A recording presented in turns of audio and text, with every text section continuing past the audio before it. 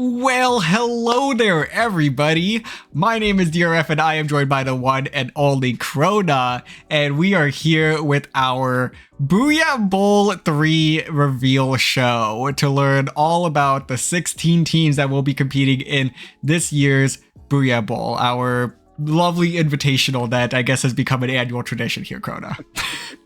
Certainly so. It's hard to believe that already like a year has passed since the last one back in last June, and there's been so many great developments here in the collegiate scene since then, and so many fantastic teams here to compete this year as well. Absolutely.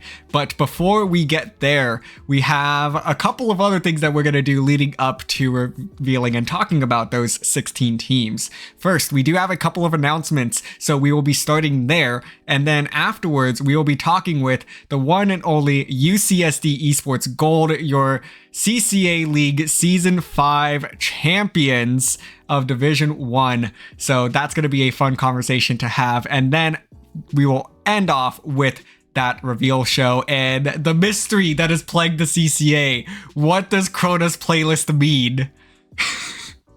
I've been cooking, that's all I'm going to say. We need, honestly, the playlist has been so fun with just the people encrypting and decrypting and somehow further encrypting their guesses. So all I know is that at the end of this, we probably need a fourth playlist to really sum this one up. We'll see. All I'll say is that when I released that, I spent the entire night just looking in general, watching everyone instead of doing work, because it was so entertaining to just see the discussion. Honestly, kind of same, but well, without further ado, though, in the interest of trying to keep this to be a not full-length podcast episode, let's go ahead and dive right on into our announcements. So, a few different things. First of all, we have our social media giveaway that is currently in the works right now. So we have two goals that we are trying to hit. We are hoping to reach 1,000 followers on Twitter and 2,000 followers on Twitch. We are over 1,900 followers here on Twitch and at like 975 followers on Twitter. So we are curious to see which side will reach their goal first. Will it be the producers and Twitch, or will it be our social media team on Twitter? And we're doing a giveaway for stickers. So once we reach each of those milestones, that will trigger a giveaway for both of those, or each of those platforms. Whichever side reaches their goal first, they will get to have their giveaway, where the winner will get to pick any 6 stickers from our catalog that we will go ahead and send your way. And then whichever side comes second will just get a random selection of 6 stickers for their giveaway. So if you would like to participate, head on over to our Twitter. That giveaway is already live and will close once we do hit that 1,000 follower goal. So be sure to join that if you would like some CCA stickers, or be sure to follow here on Twitch, because then we will do a giveaway on an upcoming, probably podcast episode. I don't know, we haven't figured out the full logistics of that yet. But first we gotta hit 2K. Yes, we do. So yes, please interact with our social media accounts if you love and want to support the CCA here. Speaking about CCA and our community, Riptide is back at the Kalahari. Kalahari Resort in Sandusky, Ohio. Join hundreds of fellow Splatoon gamers at this incredible LAN event to fight for the crown. Signups are still available, and we are on record-setting pace for the largest Splatoon LAN ever held in the West. Prices go up one more time on July 30th, so if you're interested, please register today. Furthermore, if you are a collegiate student, the CCA will also be back at Riptide for their Collegiate Cruise side bracket. Gather your team of 4 or 5 students from the same university to fight for the title of Riptide Collegiate Champion. Registration is opened until the end of August. Yes, please come out and compete in that side event. It was so much fun to see all the incredible teams that came out last year and the exciting matchups that happened. Coastal, Squid Surf, you had Purdue's, I think Boilermaker Special pickup. Fantastic set and a great time for all. So if you're coming to the event already, go find people from your college, or if you want to compete there too, think about coming to Riptide this year. Well, a lot of exciting things in the pipeline here. So we never rest here at the CCA. For better or worse. Maybe for worse. But but that is all we have for our announcements. So let's go ahead and just transition on into our interview leading up to the Booyah Bowl 3 team reveal. So we will have CD Woomy and NerdyAdam joining us here in just a moment. So just a bit of an introduction here real quick on UCSD Esports Gold.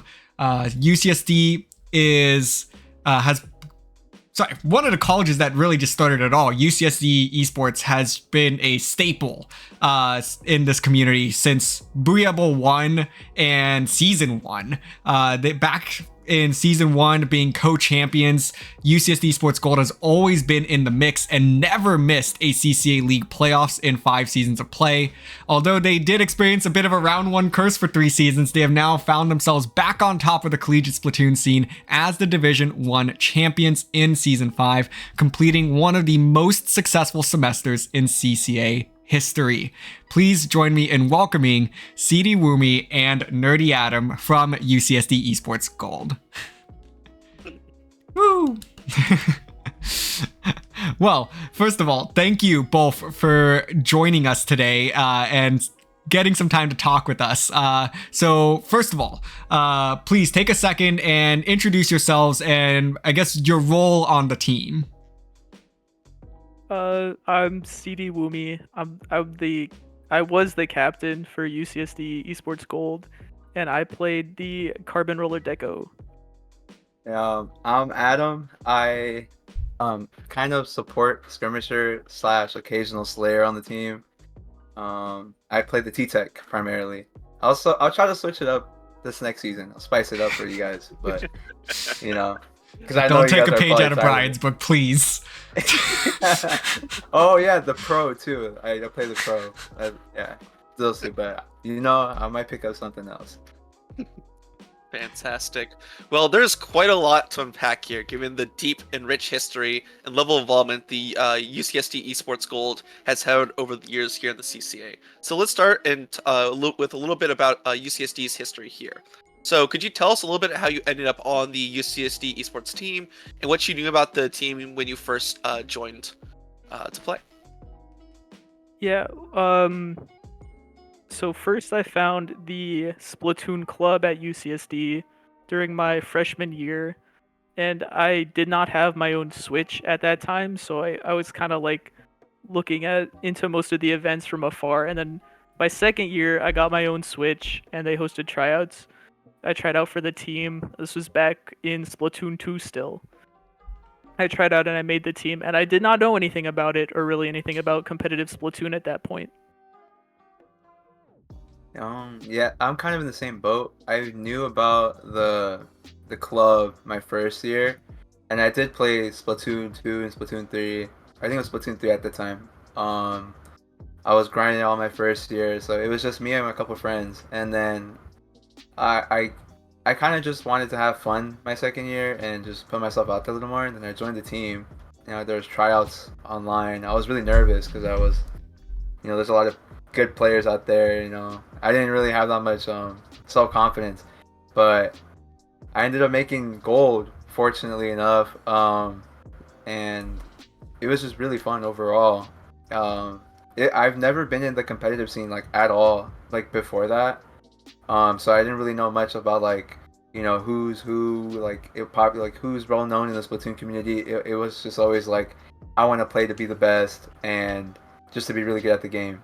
And now I have a vague idea of the competitive scene. It's really interesting to see it evolve over like the last couple of months. So it's been really great. Fantastic.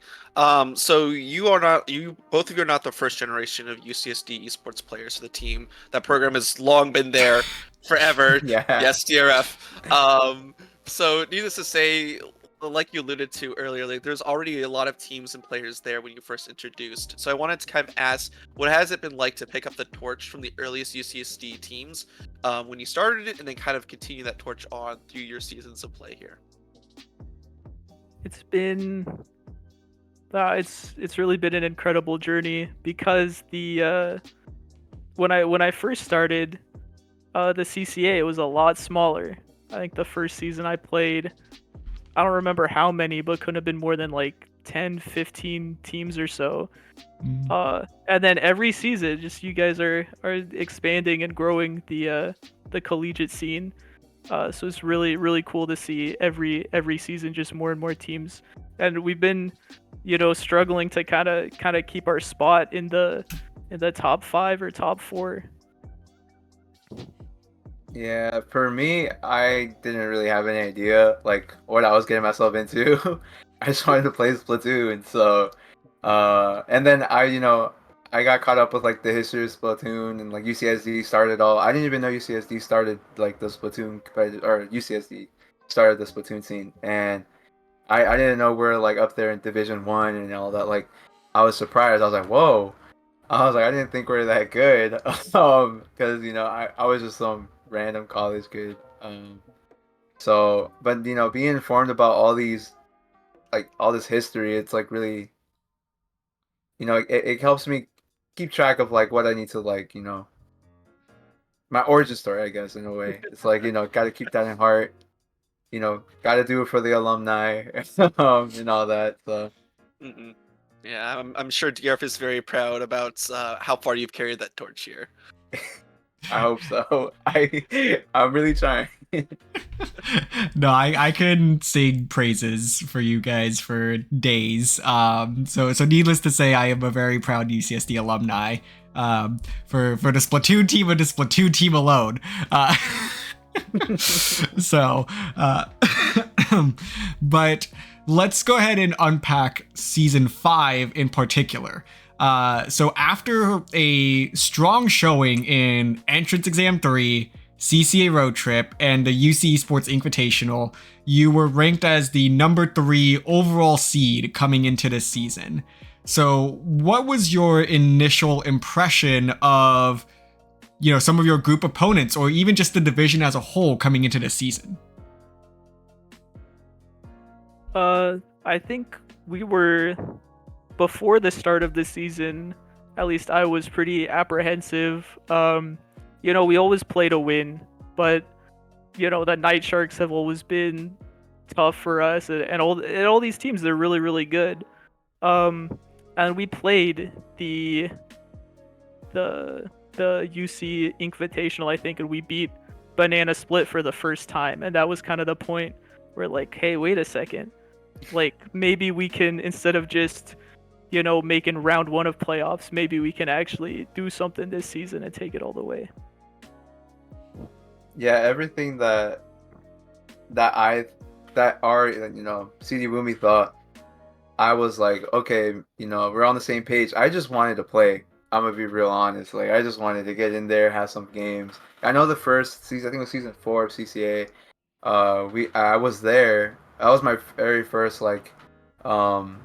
just like appearance in the CCA, and I was really, the nerves were there. I was really nervous, but I think the second time around we had more solid synergy between us, and we were more confident going into it.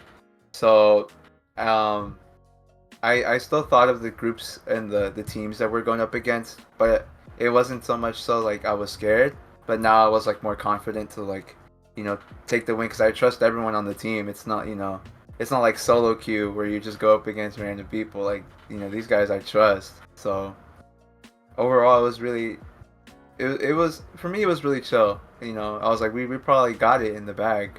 I was on the same page with CD Woomy. I was like, we got it. Yeah, no, I mean, certainly that very much showed in the start of your regular season there, with UCSD Esports Gold possibly setting a record by clinching a playoff spot at the start of Week 3 and staying perfect until your Week 5 matchup against Banana Splits. So, like, how did you manage to get off on such a hot start? Like, did those preseason events really kind of kick things into gear for your team? They really did. They really did, yeah. Just the confidence and kind of the mental boost after winning a few events like that, and saying, hey, we are pretty good, and we have great teamwork, and we have great synergy, and we can play well, and we know our win conditions. And And so yeah, we just kind of kept up that energy and kept up that mentality through the regular season. Yeah, definitely. I think CD Booming helped out a lot with analysis throughout like those events, and it's what really helped us, like look into what we need to work on and what we are strong at and what we need to take advantage of. So I think those events we had more intel, what more stuff to work with, to like really like build up our composition of our team and just like have tactics to roll out with throughout the season. It was interesting. So yeah, it was really helpful. Yeah, so expanding a little bit beyond just the regular season now, this season you have tackled many UCSD demons, as quoted by DRF, by being many teams you have historically struggled against, winning twice against Banana Split, also in a row there, the Night Sharks, and then lastly Red Embers. How have you tackled this string of tough competition late in the season? Was there anyone in particular you were dreading having to face here? Yeah, for me, it was the Night Sharks, 100%.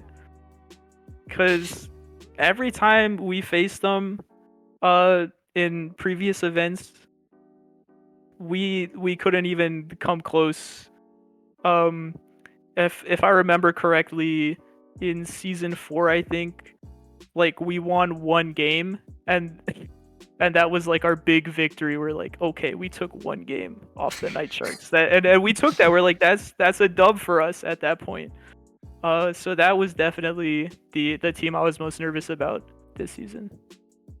Yeah, I'm in the same boat here. It was just like it was always the Night Sharks in the back of our heads, like notorious, like that was the number one. I think we've had scrims with the other teams and we're like, okay, it's like 50-50. It's not too bad, but Night Sharks, we didn't really get a scrim with them at all, and so we were just like, and then from previous seasons, especially my first season 4, we just got wiped, and I was like, dude, these guys are pretty good, and you just had to get more mental game. I think that's what it was. It was just to stay on track, be more aware in a way. But yeah, Night Sharks was a scary one. So collectively, tackling that entire string of competition, how, I guess what was just the mentality of it? Was it just like, having to figure it out just, a bit at a time, or was, like you said, it was a bit of the mental game as well? Because looking at that is a tough, bracket that you all complete. That's a tough 4 weeks to go Banana Split, Night Sharks, Red Embers. So, just having that entire collection, I guess what I'm trying to get at here is, how did your mental evolve through each of those sets? Well, I think it really helped having Adam and Ocean Opal on the team, as newer players versus me and Go Child and Enda, who have been on the team for a few years. So we are kind of served the role as like, we gotta watch out for these players, we gotta watch out for these teams. We've been burned by them before. They're really good, they're really tough. And then we can have Adam and Opal, who haven't established, like they haven't played against them, so I guess I don't know if there's like a mental block or something, but they came in with a fresh mindset, and I think that helped us out.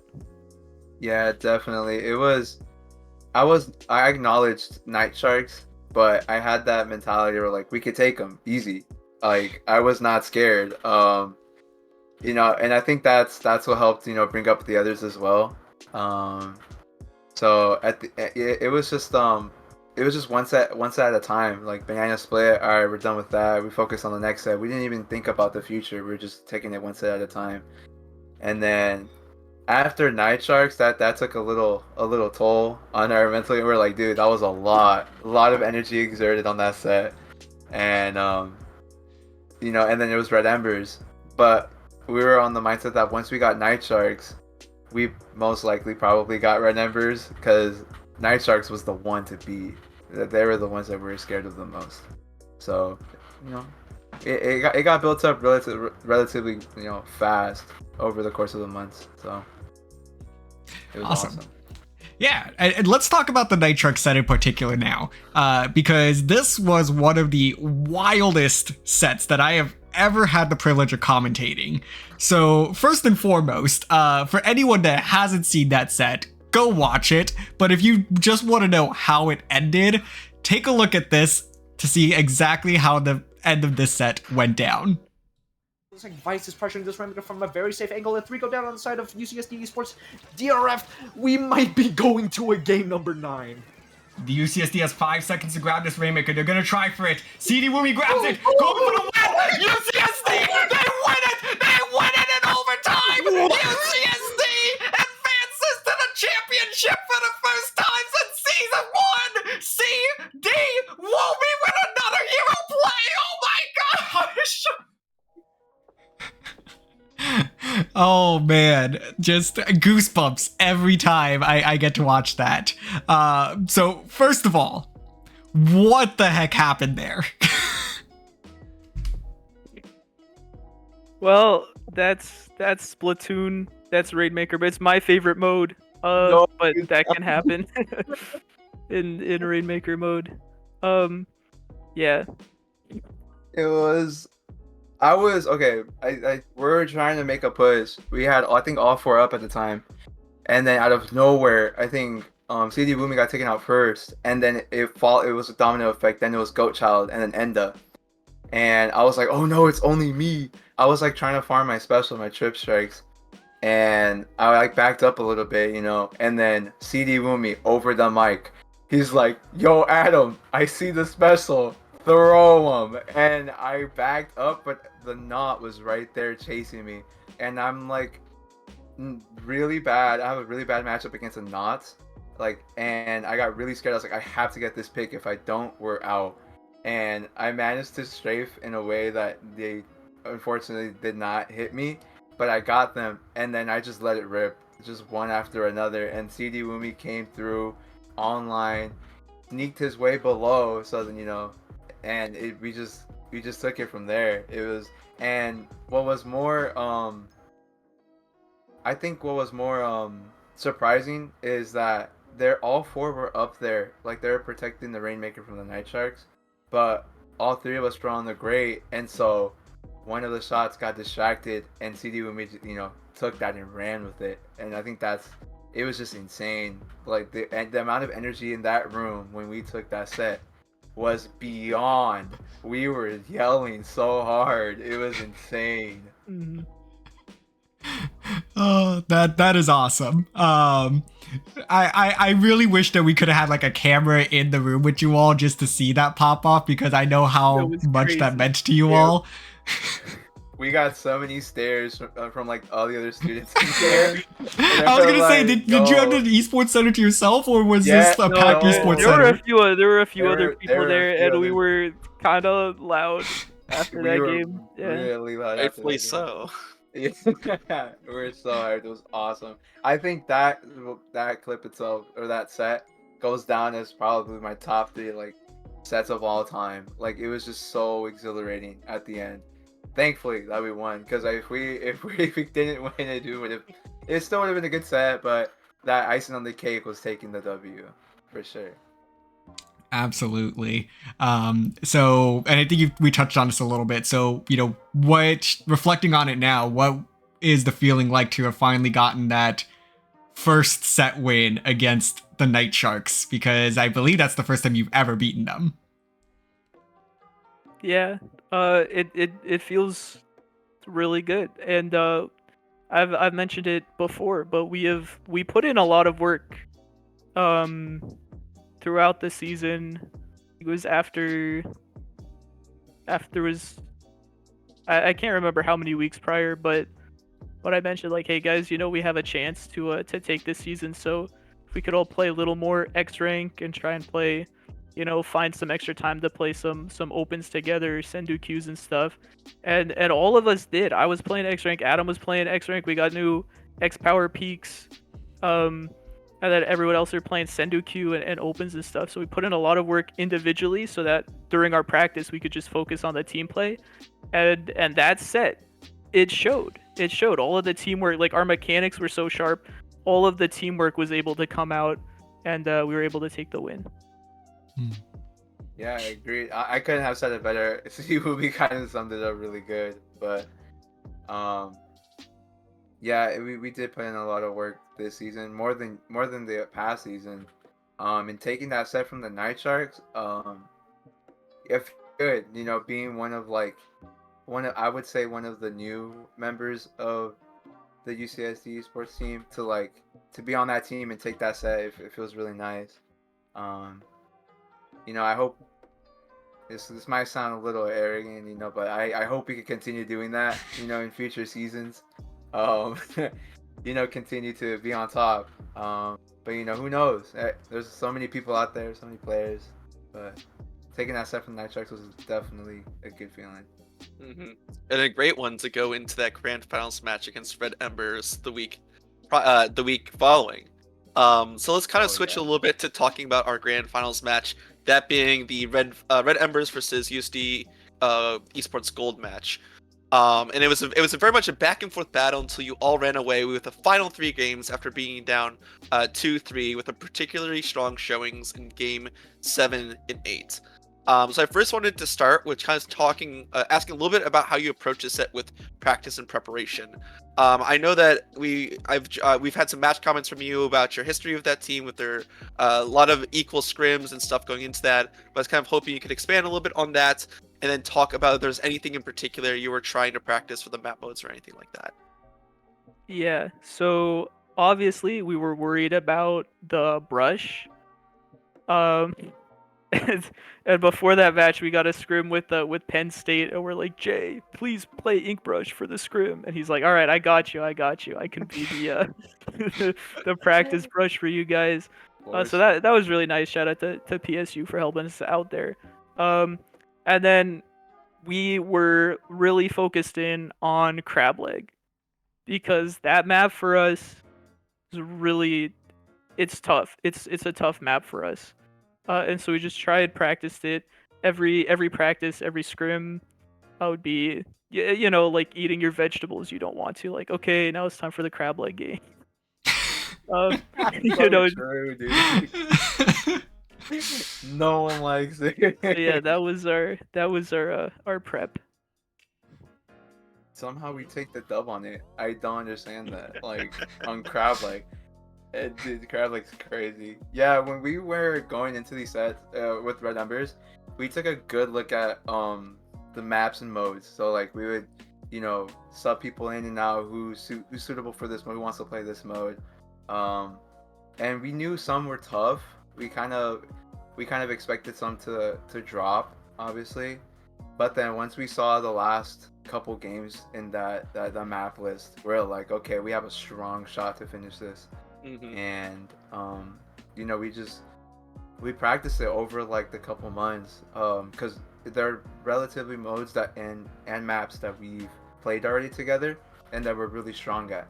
So we just kind of went into it, already had that mentality set of what we're gonna do, how we back up to defend, and then how we push up, take space, and it was just really solid overall work. Like, to retain that information over the months, and to add like little critiques to it, like small little details. Like, actually, that I might be giving away a tactic, but it's just just some little things that that we'd be doing, and it helped out a lot in the long run. And I think that's what helped us take the set from Red Embers. Fantastic. That actually leads right into my next question. That being kind of what allowed you to close out that set as strongly as you did. So what I'm kind of taking from your answer there was just that practice, repetition, and those just little small details there in those last few games to clean it up. Yeah, definitely. Yeah, like Adam said, we went over the map list many times, and we had the game plan of these are the maps we absolutely need to win. These are our map modes. These are our strongest maps, strongest modes. We need to take those. And then we had some that are like, these ones could go either way. And then we had some that are like, we'll try and win. But realistically, that might go to Red Embers, and we shouldn't be too defeated if we lose on that. Yeah. And then, you know, we played out the set and it went more or less according to plan. We didn't let our mental game get too shot down from the losses. I think that's what really sold the difference between both teams. We just kept going at it, and you know, we just had that strong mentality. We got it. Don't give up. You know. Wait, there was one thing I was gonna say, but I completely forgot, lost track. I'll add on to it later if I figure it out. But yeah, no, it was just like repeating it, having the same mentality throughout. Don't be too shot down from the losses, and that's what it was. Our CD Wumi kept his composure, the captain. You know, really told us to lock it in after after each game. He's like, you know, it's all right, we got the next one, and we just kept saying that, and it worked out flawlessly. I mean, that mental fortitude and repetition and practice got you far, with y'all ending up winning that set and being crowned the Division 1 champions for CCA League Season 5. I wanted to ask kind of what that pop-off was like, and how did it feel to be officially CCA League champions after everything your team has been through this academic year? Man, it was kind of surreal. After the set, we just kind of like, you know, we'll put our controllers down. We're like, That's it. did we do it? We won. Like, we're the champions. Yeah, it went just like that. We were just like, Yeah. we just looked around like, guys, did we do it? And then we dropped off there like, let's go. We all started, you know, giving each other high fives and everything.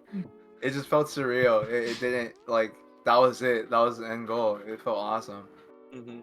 Did you all celebrate in some fashion or format as a team?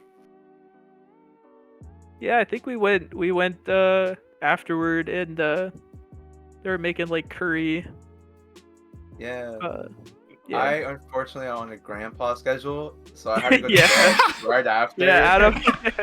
It was pretty late, so I went to sleep. I went to bed in peace, knowing that. You needed your hawk shoe.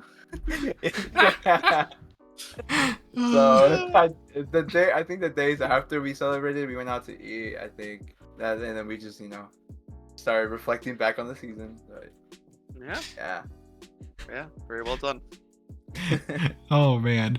Well, you know, UCSD Esports Gold has, in my opinion, has had just one of the most impressive semesters that we have ever seen here at the CCA, and UCSD just also happens to have a very deep history with many accomplishments. So I want to start off by just listing your accomplishments from these past 6 months, just 2024 alone. You finished first in the standings in Entrance Exam 3. You finished first in CCA Road Trip, first in UC Esports Invitational. You are CCA League Season 5 Division 1 champions. You won LTC Fire Pit Bracket, which is essentially Silver Bracket. And you know, you had a couple of good SoCali showings as well. So Adam, I'm going to turn to you on this one first. Because I have a bit of an extension to this question for CD Wumi. But Adam, seeing all these accomplishments, you know, do any of these just stand out in particular for any reason? I think it'll have to be the CCA. I think that the Season 5, because it's like that was everything leading up to that. All these other accomplishments were leading up to that, you know, the main stage, the main event, you know, Div 1 champs. Like, I think that one really showcased all of the sets, all of the losses, all of the tough, you know, obstacles we had to overcome. You know, I think all the improvements showed in this past season to be Div 1 champs. So yeah, I mean, that's what I think stands out the most personally. Oh, that's awesome. Well, CD Wumi, you've been around this team for 2.5, 3 years now. So on top of all those accomplishments in this season alone, I will throw in for you and you in particular, You were part of that Proton Splat League Season 6 championship team. CCA League Season 1 co-champions. You were on that Season 2 All-Div second team. And I have clearance to officially announce that you have made the Season 5 All-Div 1 team. So a congratulations there. And honestly, about a dozen different other third and fourth place finishes. So looking at the resume that you have built here in Collegiate Splatoon in 3 years, which achievements in particular, stand out to you after all this time? Okay. Well, it's gonna be a bit of a cop-out answer, but I gotta say it's the friends we made along the way. Oh, hell no. I'm sorry. No, honestly, I didn't expect when I came in freshman year. I saw there was a Splatoon club. I never expected it could, I could make so many close friends, so many amazing friends just to play in Splatoon. I'm sorry if that's not the answer. You forgot to put that on the list. We'll add that one. Infinite friends made along the way as an accomplishment. But no, that's a great answer. It's honestly been an absolute privilege to be able to watch you these past 3 years just do what CD Rumi does. So for one, I'm going to miss shouting on the mic, CD Woomy with another big play. But so all of that to say, congrats on graduating this past weekend. But now that you are done, this seemingly closes a chapter for you at the CCA. So what has the story been for you?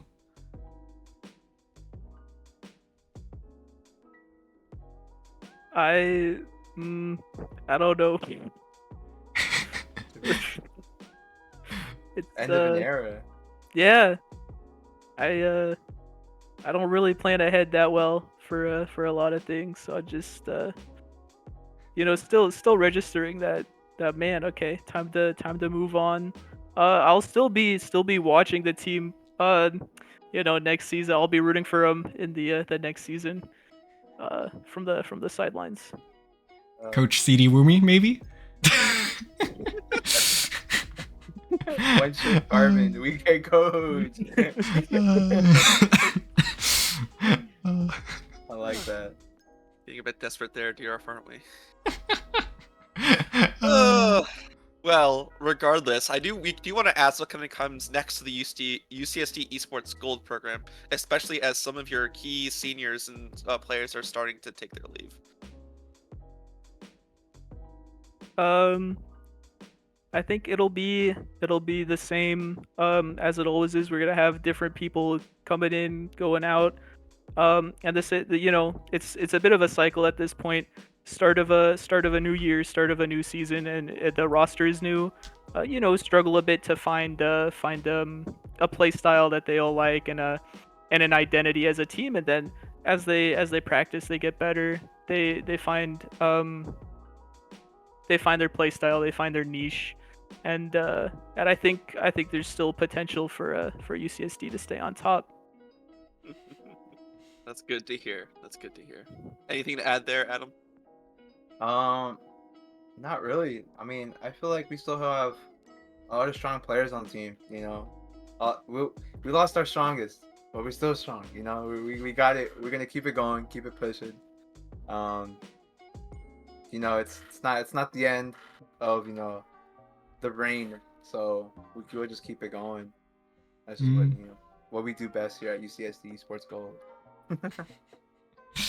Hey, yeah, that's exactly the mentality you have to have. So, I do have one more kind of just side question here, because I think this is something that just in general folks are curious about, because UCSD has become particularly known for this Carbon E-Leader combo.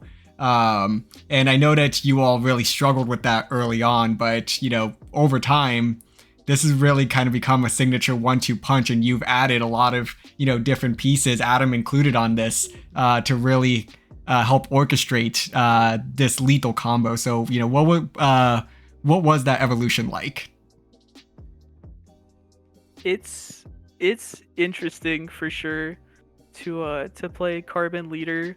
And then whenever I go and play Sendukyu and we have like a more standard comp, even though it's technically, better or more meta, like I struggle to play with it because I'm not used to it. I'm used to having the kind of Carbon Leader dynamic. One of the big things that helped out was, of course, introduction of custom leader with beacons and Kraken. And the beacons kind of helped us play faster, and the Kraken, of course, is doing a lot better than the E-leader. And yeah, we just got kind of used to it, where we'd kind of try and push with 3. Hopefully, like the leader finds one, maybe that starts the push. And typically, Goat Child on the leader would be the last one alive, and she would have to try and stall the other team's push while we all come back. Yeah, dude. Going into this team, I never ever played with a Carbon in the team, so it was like a whole 180 different. Like, I had to support the Carbon and just like be not the safety net necessarily, but just be the guy in the back, trying to help out, really get those picks. But it's just it was a different learning style because I was just so used to having just shooters or like a blaster, but having the E-leader and a Carbon, it felt weird at first, but over time I just got used to it. Like, it's just, and then I feel like now I just can't play anything else. Like, it just feels too good. Like, once you learn, it's like for me, it's like playing like an instrument. It's like weird at first, but then once you master it, it's like, oh, you can't just let go of it. It just feels too nice. So that's how I feel with it. Playing with the Carbon and leader, it feels really nice, and especially since I'm on a shooter, it's really flexible. So I'm not limited. So it feels really good. Over time, I've learned how to like when it's time for me to get picks. If our CD Wumi's not on the map, or it's really flexible, so really nice. Great. Cool. Well, we only have one more question for you, so Krona, I'll let you take this one. Yeah, no. So, Booyah Bowl 3, as we've alluded to many times here in the last month, is the final CCA event of this academic year. Is the culmination of the last 2 seasons, featuring a bunch of different teams, from division winners to teams that have just left such an immeasurable mark here on the collegiate scene throughout the year. And I did want to kind of ask to both of you, without revealing the teams that are fully competing yet, what can we expect from you all coming into this event? Are you aiming for the top again, and what's that going to be like? Well, first and foremost, we are always aiming for the top. Yeah. Okay, Always. secondarily, after the Season 5 Grand Finals, we kind of took a step back from practicing and grinding so much. So there's going to be kind of an interesting dichotomy there. But I think we can expect a lot of really intense games and intense sets still. Mm-hmm. Yeah, I'll do my best to make it interesting. That's my goal. I want to give the audience a show. I want to make it interesting. So that's my goal. I mean, I hope I deliver. But overall, yeah, we're still trying to aim for the top. We're trying to get number 1. We'll see what happens. Fantastic. We here at the CCA staff love to hear that. We love to see the competition, the competitiveness coming out for this friendly event. So, Heck yeah. Yeah. So, well. Ooh. So, that pretty much wraps it up, though, for us here. So, first of all, CD Wumi, NerdyAdam, congratulations on your amazing semester, and CD Wumi on your graduation as well. Is there anything that you all want to take the opportunity to plug at this time?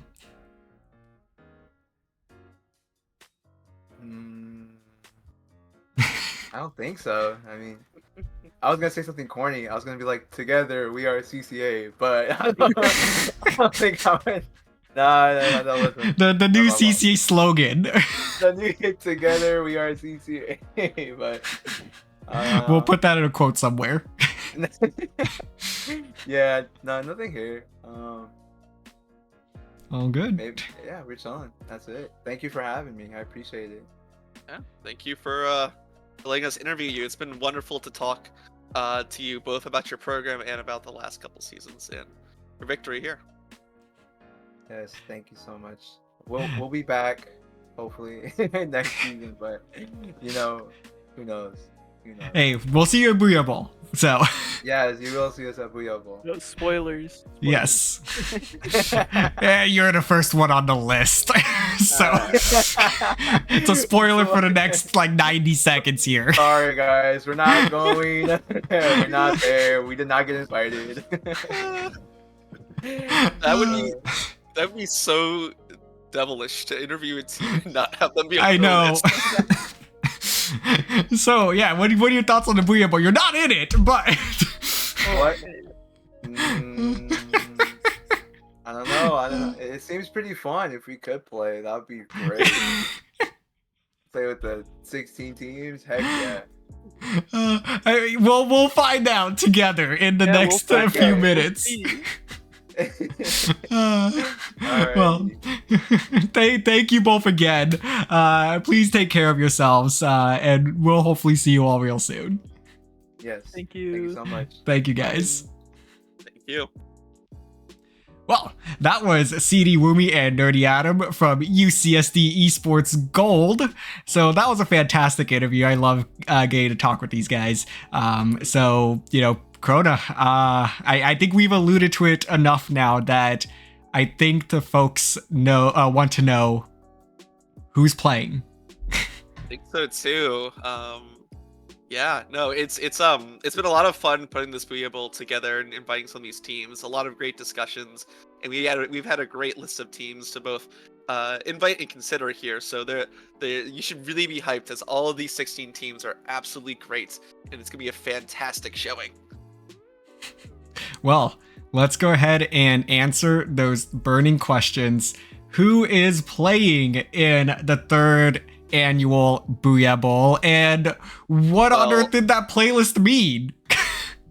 Yes. Before that, we probably should quickly go over the event details, just for those folks who are having their first CCA season here and want to know exactly what the Booyah Bowl is, DRF.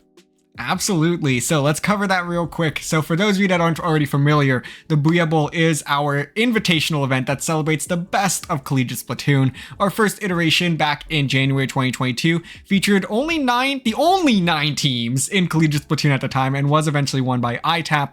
Booyah Bowl 2 last year was won by Boilermaker Special, also out of Purdue. For Booyah Bowl 3 though, we now aim to celebrate the wonderful 2023-24 academic year, featuring some of the most notable teams across season 4 and 5.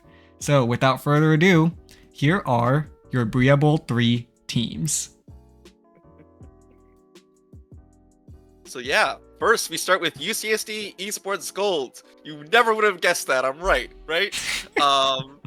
No introductions really needed for Esports Gold. An absolutely fantastic team. Your Division 1 champions from Season 5. I mean, hell, we just interviewed CD Woomy and Adam about it all. Having impressive victories over Banana Split, Night Sharks, and Red Embers. This team has it all, and they are here at the top of their game.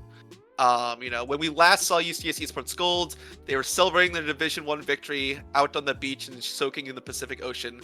Their voyage to the corners of the globe has been a real trip. Season 5 full seasons in the making. Now we're wondering if they will take us by the hand and lead us to the land of victory that they quite understand at this point. Anything to add, DRF? Are we integrate? Are we answering the playlist now, or are we doing it later? Oh, I just answered it. Were you not paying attention? Oh, it was integrated in there.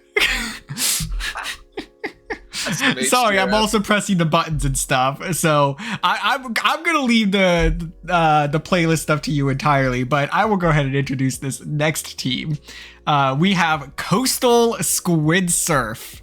Coastal Squid Surf first surprised all of us in Riptide, the Collegiate Cruise side event, by coming up in second place, narrowly just missing out on the championship there in what would have been a massive upset on Purdue's team. And since then, they just ran with it, becoming the Season 4 Division 2 champions. And then, unfortunately, their Season 5 run was cut short, but they are back and want to give it one more go in Booyah Bowl 3. Yeah, they've always been quite an unconventional collegiate team, always opting for the less ridden path. While some teams may have may be out of fuel for their turbulent waters over the last few seasons, Coastal Squid Surf is staying afloat and surfing all across the American teams here. I can't believe you're answering what the playlist is with this cryptic answer of explaining it, but putting the title into your answer. Well, let's move on to the next team, shall we, DRF? It's the Splatlanders. The Splatlanders' dominance these last few seasons can only be described as a full-on conquest. Starting in Division 4 Season 4, they have climbed higher and higher, showing their absolute dominance in a fantastic Season 5-1, winning Division 2 fully. Now we must ask, where is their conquest going to stop here? That's a great question. And the Splatlanders, I mean, could they have been Div 1? Booyah Bowl is a good litmus test. Very much so. Next up, we've got the WPI Grisco Workers Union, the first team under the same brand to pull off a second CCA division title. The Grisco Workers Union has just time and time again demonstrated that WPI is a force to be reckoned with in that Div 2 to 3 range, ultimately winning Division 3 last season to go along with their Division 3 title back in Season 2. Mm-hmm. And hey DRF, what do you get when you collect 16 power eggs? I don't know. What do you get? Another day older and deeper into the violent Grisco capitalistic machine. Great.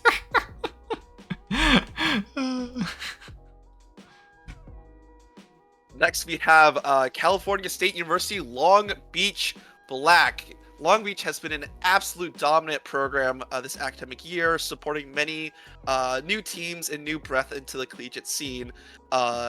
California State Long Beach Black has played out of one of the most chaotic groups there in Division 3, making it to playoffs, and then playing through that absolute chaotic Division 3 bracket, finally coming on top in a Game 9 victory over Egg Spaghetti.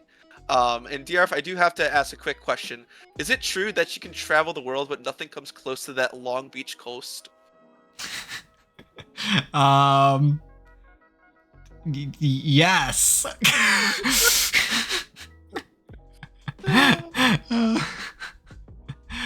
But Long Beach Black will be entering Booyah Bowl here as that Division 3 champion from this season. Again, one of the most impressive runs and a team that really solidified, who they wanted to be in this chaotic league. Next up, we've got the Seminole Cephalopods Garnet. This is your Season 4 Division 4 champions. This team out of Florida State has really quickly grown. I think definitely surprising a lot of folks back in Season 4 just by taking that division by the horns and running away with it. And then jumping into Division 2 and making a really impressive run there. Just the growth arc from a lot of these teams that were in those lower divs coming up to Division 2 was quite impressive, and Seminole Cephalopods Garnet was a massive part of that. Yeah, Seminole Cephalopods Garnet has had a fantastic 2 seasons of foundational growth here. As you have said, winning Division 4, becoming a powerhouse of Division 2 during the fall seasons. Garnet has shown the rest of the collegiate scene that they're absolute program surveillance. However, their best days are certainly not behind them. All of their progress and growth have been beneficially written in stone. Now all that's left is to chase that ever-shining light and to go even further in the collegiate scene. Absolutely. Yes. Next, we have the WPI Grisco Union Busters. Gub has been an absolute joy to watch this academic year. Going in Division 4, Division 4, Season 4. They had a little bit of a turbulent season, but found their footing here in Season 5. Almost pulling off a perfect season until that grand finals match. The storyline of Gub has been that they are a team full of seniors, and that they are starting to see rapid change, as this is the last time these players will be playing here in the league. As the CCA grows larger and many years under belts, we are starting to see a lot more players like this graduate and leave the scene. Nothing really much lasts forever, and that's exactly what's happening here with Gub. However, they aren't going softly into light, as they claim a dominant Division 4 season and now find themselves in the cream of the crop of the CCA teams. They now can take the respite after this one last final run here. Yeah, and second time ever we've had two teams from the same university participate in the Booyah Bowl, but it's like we had to include both WPI teams. I mean, having two separate championship teams across Season 4 and Season 5 is quite the feat, and it would not be complete without the Busters. Very much so. Next up, to round out our division champions that will be joining us in the Booyah Bowl, we have UNM Esports, your Division 5 champions from Season 4. They came into Season 5, moving up to Division 3 and making a splash, honestly running their group, solidifying their spot in the playoffs, ultimately coming up short against the eventual champions, Long Beach Black. UNM Esports has really left quite an impression on us here at the CCA as one of those teams that you just can never underestimate. Yes, very much so. Very much so. Our story begins north of El Paso in the New Mexican Badlands, as this new brand of collegiate teams make their debut this academic year. UNM has been a consistent growth factor here, Division 5 champion, title in Season 4, and made very impressive strides here in a very chaotic Division 3 last season. They now find themselves on the run for the higher teams in the Booyah Bowl, but who knows where fate will roll for them here in this tournament. Absolutely. Well, those are your 8 division champions that will be running it back one more time in Booyah Bowl 3. But, of course, we can't have a Booyah Bowl without a few wildcards. Indeed. And the first wild card we have here is, as you can guess, Red Embers. Woo! We've talked extensively about Red Embers here, and it really shows just the absolute growth and dominance factor they've had as a talking point here in the CCA, finishing 3rd in Division 1 in Season 4, then 2nd in Season 5. Red Embers will certainly get a gold during a CCA event soon here, but is now their chance? Will they win it all during Booyah Bowl 3 and become a big shot here in the CCA? We'll have to see. Yeah, it would not be complete without Red Embers here, as one of the teams that left the biggest impressions this academic year. So we are so excited to have them with us.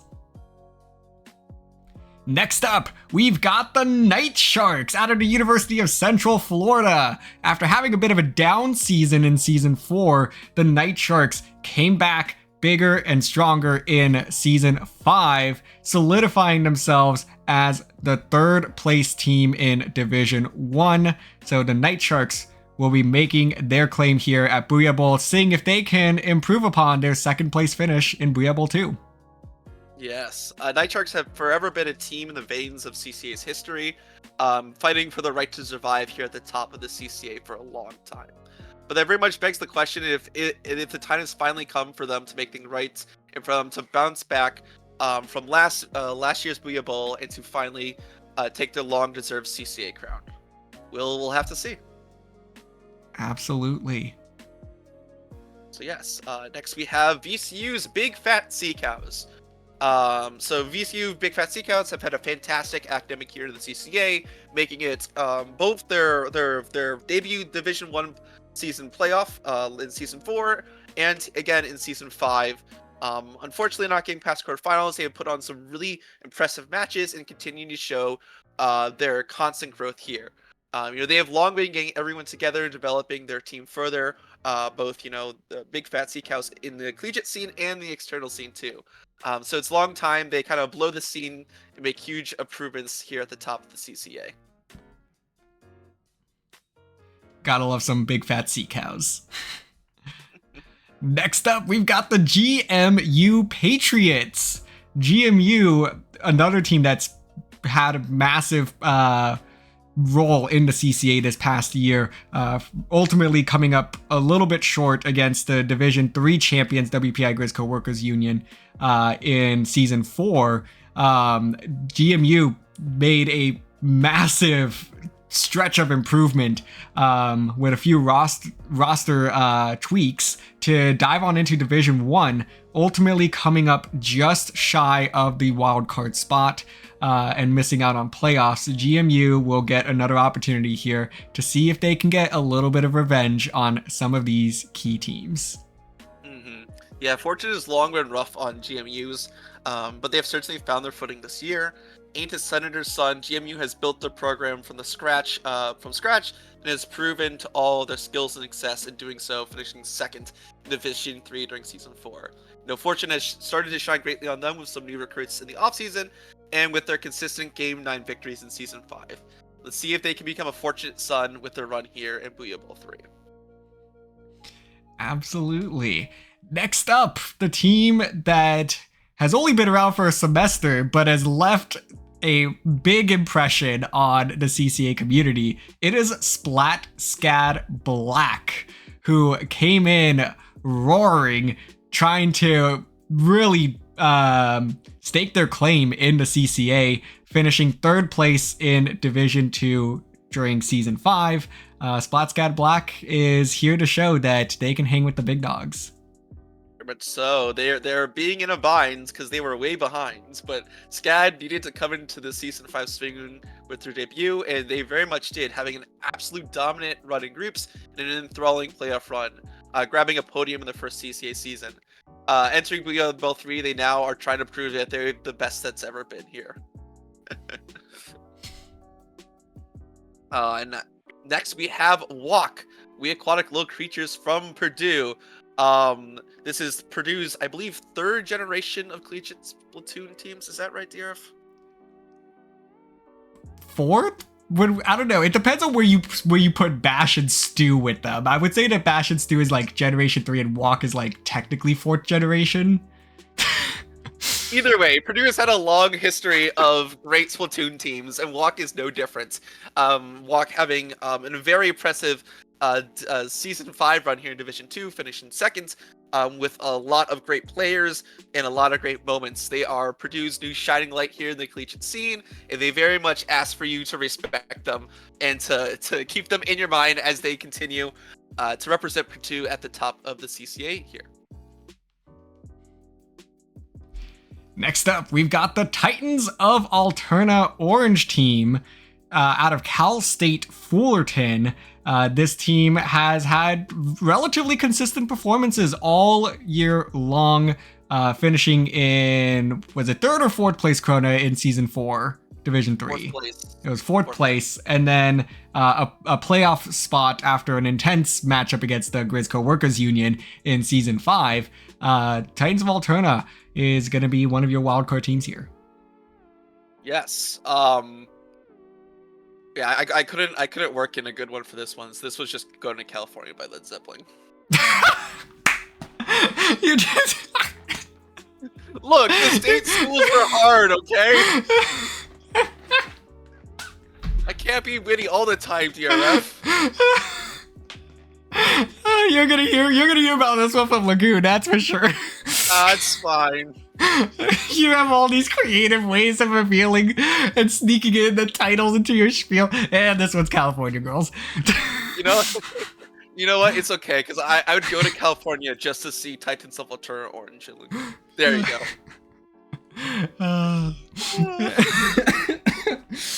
Oh man. And your last team here.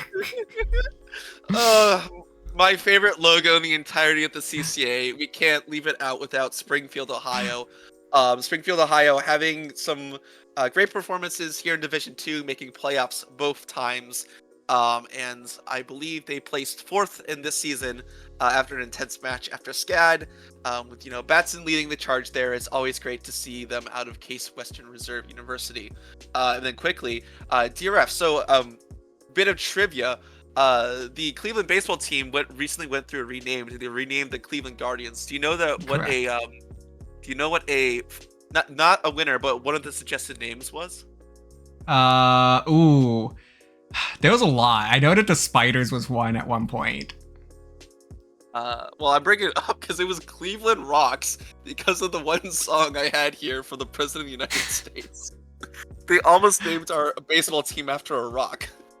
Bruh.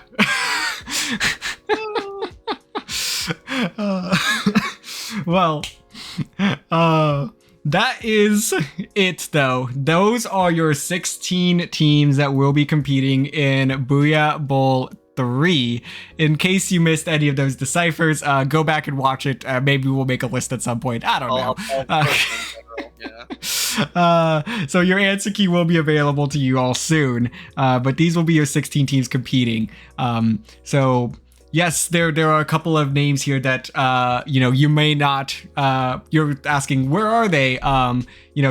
Not every team that we reached out to was able to participate, but we do have such a strong selection of teams that are able to jump on in and give the Booyah Bowl their all. So it should still be a lot of fun here to see some of these teams battle it out one more time with their 23-24 rosters.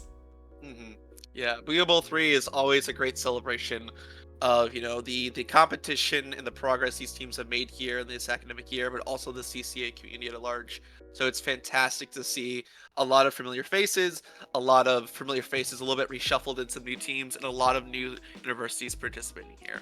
So it's definitely going to be a great showing from all these teams, a very competitive event. We're so looking forward to everyone tuning in on June 30th. Absolutely. June 30th. Mark it on your calendars. We will get things kicked off at 11 a.m. Pacific, 2 p.m. Eastern to see these teams play one more time. But with that said, that's all, folks. So once again, we will go ahead and post that answer key at some point into general, just to be able to, give you it, scratch that itch that has plagued the CCA server for the past few days. But hey, it's on. One of these teams will be Booyah Bowl 3 champions, and it will be a ton of fun. So, Krona, any parting thoughts? No, but I'm so excited to see what happens on this 30th. Again, I literally just typed it up, but really, I am so excited to see how these Division 2 teams from last season stack up with some of these Division 1 teams and a whole bunch. I love speculating and talking. Don't get me started, but it's gonna be great. It should be. Well, for Krona and myself, DRF, this has been the Booyah Bowl 3 reveal show and interview with UCSD Esports Gold. Thank you all so much for watching, and we will see you in about a week and a half. See you then.